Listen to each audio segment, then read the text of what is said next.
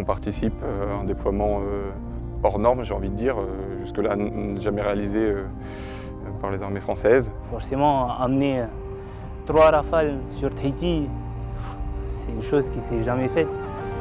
Alors cette mission, elle est unique dans son genre. C'est la première fois qu'on déploie des Rafales à 17 000 km de la métropole.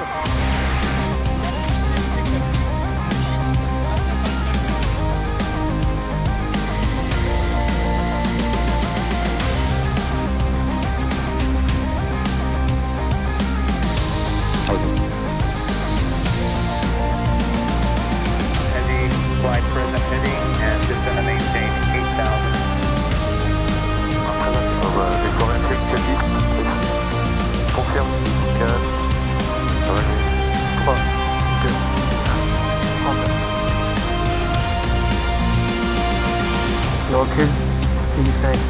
Moteur 11 autorisé, écran droit. Day 400 is now 4.5 miles, final 1,500 descending. Okay. Set for 20, 10, 5.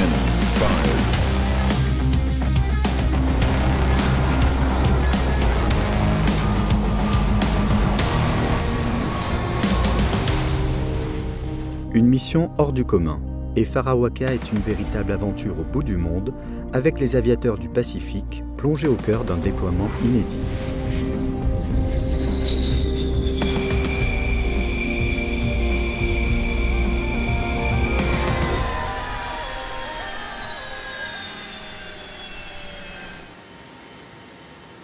Projeter 3 Rafales, 2 A330 MRTT, 2 A400M et 170 aviateurs en Polynésie française en moins de 48 heures, c'est le défi que vient de relever l'armée de l'air et de l'espace. Bravo à tout le monde! Ce raid, conduit depuis le nouveau centre air de planification et de conduite des opérations de Lyon-Montverdun à plus de 17 000 km de Tahiti, démontre tout le savoir-faire des aviateurs. À leur arrivée dans l'espace aérien tahitien, les Rafales ont déclenché une frappe fictive, marquant le succès de la projection. Peu d'armées dans le monde en sont capables. Là, on vient de faire une mission qui fait rentrer l'armée de l'air dans une nouvelle dimension. C'est-à-dire qu'on a vraiment porté les avions, vraiment porté les équipages à des limites qui ne sont pas forcément évidentes et qu'on ne pratique pas tous les jours. Et puis, il n'y a pas de nécessité de le faire tous les jours. Mais on sait, du coup, qu'en cas de nécessité, on peut le faire. Soyez assurés, concitoyens polynésiens, que même si vous êtes à 17 200 km de Paris, on viendra vous protéger comme on irait protéger Lyon ou Marseille, peu importe. Moins de 24 heures après leur arrivée, les aéronefs s'envolent déjà dans le ciel polynésien pour mener de nouvelles missions. Défense aérienne, neutralisation, frappe fictive ou encore protection. On est capable, pas uniquement de se projeter, mais une fois qu'on est projeté, d'avoir une activité constante et soutenue. On a dû faire une 30aine de sorties ici, tout cumulé. Je crois qu'il n'y a eu qu'un vol qui n'a pas pu avoir lieu pour une panne mineure. Donc le bilan est extrêmement satisfaisant. On confirme, mais c'est vraiment une confirmation parce qu'on le savait déjà, la performance de nos avions. Je précise que sur cette activité qu'on a faite ici, il y a une partie qui était vraiment dans le cadre de la mission EFARA, c'est-à-dire en lien avec le centre de commandement qu'on avait à Lyon, dans le cadre de la simulation, de protection de la Polynésie, etc. Mais il y a des missions très réelles au profit des forces françaises dans le Pacifique, typiquement des missions logistiques pour aller apporter une pièce pour dépanner un avion, aller faire une relève sur un atoll.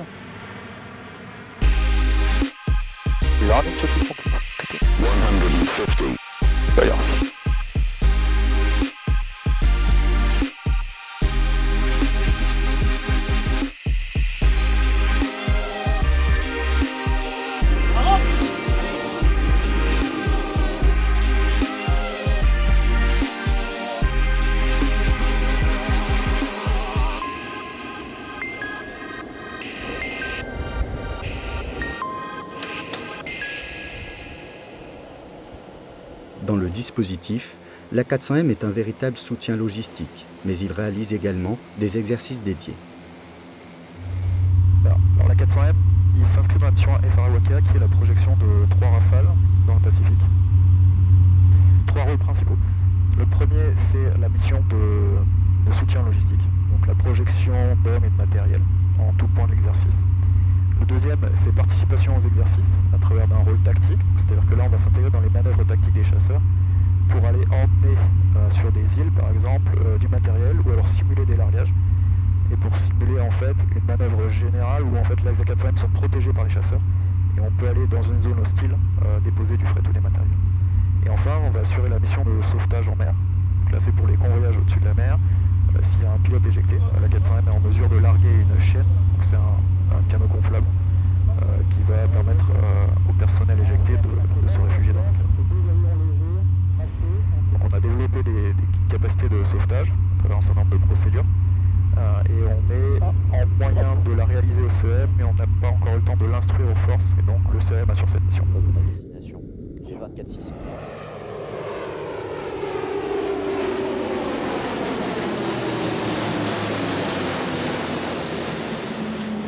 Après 250 heures de vol au-dessus du Fénois et 44 missions réalisées devant des yeux émerveillés, il est temps pour nos aviateurs de rejoindre Hawaï et sa mythique base de Pearl Harbor Hurricane. Située à 4200 km de Tahiti, cette destination jamais survolée par les Rafales est atteinte grâce au successeur du vénérable C-135, l'A330 MRTT Phoenix. Le MRTT Phoenix est une pièce maîtresse du déploiement FARA et Wakea, puisqu'il permet aux Rafales de se déployer depuis la métropole jusqu'à Papeete, puis à Hawaï. Dans un second temps, le Phoenix permet le transport des passagers de tout le détachement, donc que ce soit les mécanos Rafale, les mécanos du Phoenix, ainsi que le commandement de l'exercice. Enfin, il permet le transport du fret, donc dans le fret j'entends les bagages, le lot technique du Phoenix et le lot technique du Rafale. 44 sur la ligne qui s'appelle Valiant. Toi, Nico, c'est ça?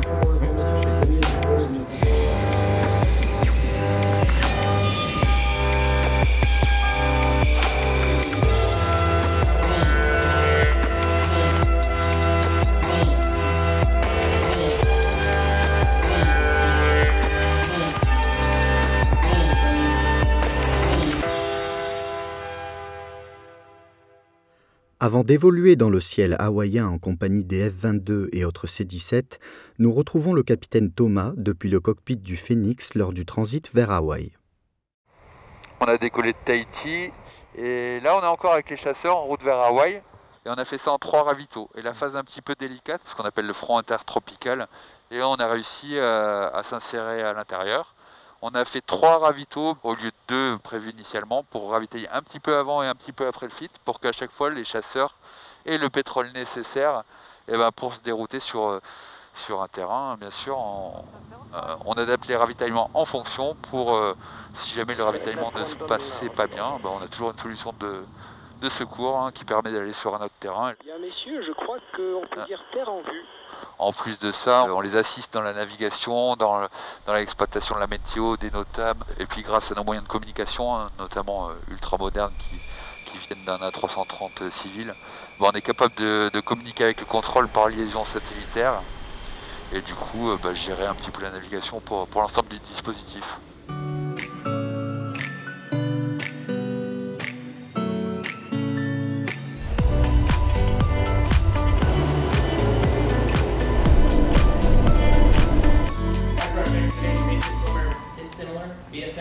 Tandis que les pilotes briefent déjà des missions avec leurs homologues américains, certains hommes de l'ombre du détachement sont à pied d'œuvre pour garantir le succès de la mission. On a une mission qui se déroule, comme on dit, sur le trait, tout se passe très bien, tout le monde est réactif pour toutes les spécialités qui sont coordonnées pour la réussite et la réalisation de la mission.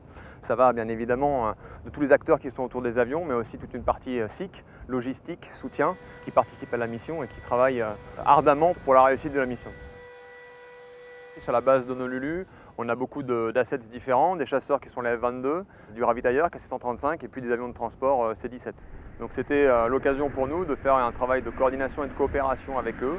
Les Rafales ont travaillé avec les F-22, les C-17 et les A400M ont aussi travaillé entre eux pour la mission tactique de transporteurs. Et puis on a eu le MRTT qui nous faisait une mission de ravitaillement au profit des avions français. Donc les missions des chasseurs, pour parler des chasseurs, on a fait des missions de BFM contre les F-22, pendant que les C-17 et les A400M de leur côté faisaient des entraînements communs à la basse altitude, à la tactique d'avions de transport. Et bien là, le but de l'exercice, hein, c'est de faire de la coopération, de travailler dans le même sens pour pouvoir, quand il faudra faire des opérations ensemble, être à l'aise tous ensemble pour faire les missions qu'on nous demandera de faire de manière conjointe.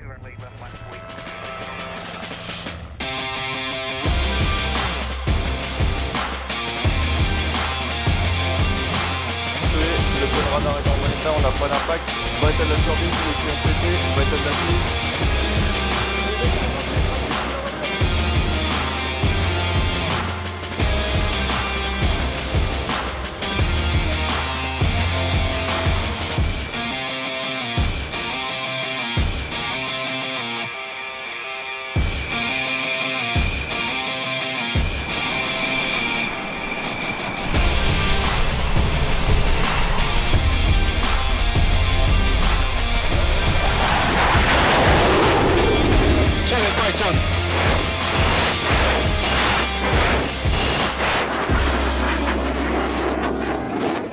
On fait 6 setups, à chaque fois c'est 9G, puis ça tourne pendant longtemps, ça tourne pendant 5-20 minutes sous facteur de charge. Ah oui. Le ravito ça fait du bien, ça permet de souffler. Les pilotes de Rafale et F-22 développent leur interopérabilité et s'enrichissent en partageant leurs expériences. French fighter pilots share the fighter mentality that we try to carry in the US Air Force.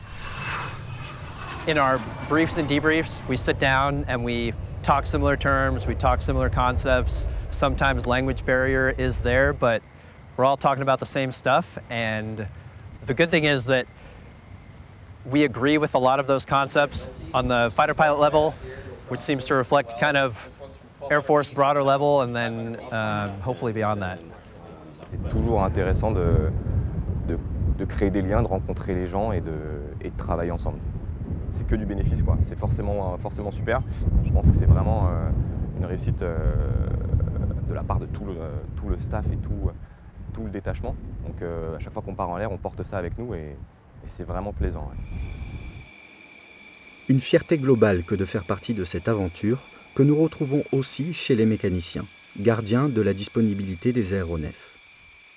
L'US Air Force, c'est quand même dans le monde une référence. Donc pour nous, Français, c'est un plaisir de travailler avec eux et de voir leur méthode de travail.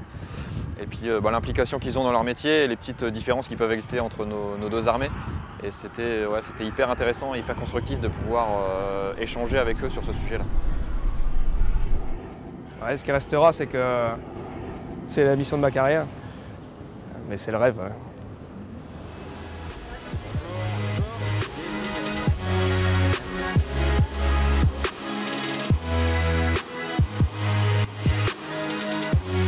Retour en métropole ponctué de 2 étapes. D'abord, une escale technique à Nellis, puis une autre plus historique à Langley, afin de célébrer les 240 ans de la bataille de Yorktown.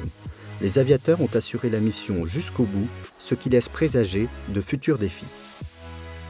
Nous avons là déployé 3 Rafales. L'idée est d'en déployer une vingtaine à l'horizon 2023, bien évidemment avec la dizaine de ravitailleurs qui va avec toute la logistique, avec nos A400M dans cette région du monde. C'est une belle première pour notre armée de l'air à l'espace. C'est toute l'équipe que je remercie pour cette force que nous avons dans notre armée de l'air, cette puissance et cette agilité. L'aventure du Pacifique se termine pour les aviateurs de l'armée de l'air et de l'espace qui garderont dans leur mémoire les souvenirs impérissables d'une mission historique.